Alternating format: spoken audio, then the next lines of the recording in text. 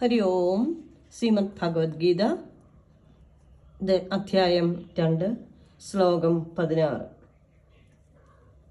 നാസദോ വിദ്യതേ ഭാവോ നാഭാവോ വിദ്യതേ സദാ ഉഭയോരപി ദൃഷ്ടോന്ത സ്തനയോസ്തദർശിഭിഃ. ശ്രീഹരേ നമ.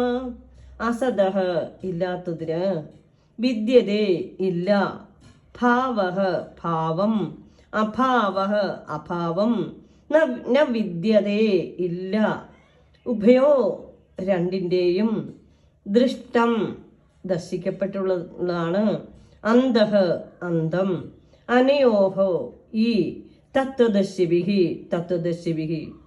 തത്വദർശികളാൽ, അപി ഉള്ള ഇല്ലായ്മ, ഇവ രണ്ടിൻ്റെയും വിവർത്തനം.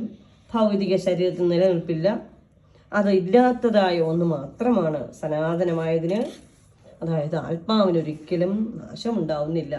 തത്വദർശികൾ ഇത് കണ്ടറിഞ്ഞവരത്രേ രണ്ടിൻ്റെയും സ്വഭാവങ്ങൾ മനസ്സിലാക്കിയതിനു ശേഷമാണ് അവർ ഈ വസ്തുത അംഗീകരിച്ചിട്ടുള്ളത്.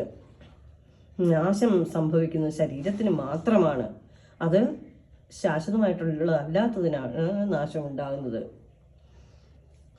എന്നാൽ ആത്മാവിനൊരിക്കലും മരണം ഉണ്ടാകുന്നില്ല, അത് ശാശ്വതമാണ്. അത് അവിടെയാണ് ഭഗവാന്റെ